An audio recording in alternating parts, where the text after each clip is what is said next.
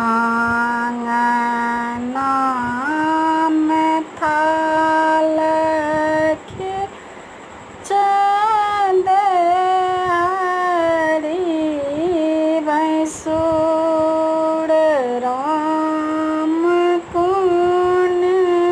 बाट एती बिसहरी बाजा तन पूर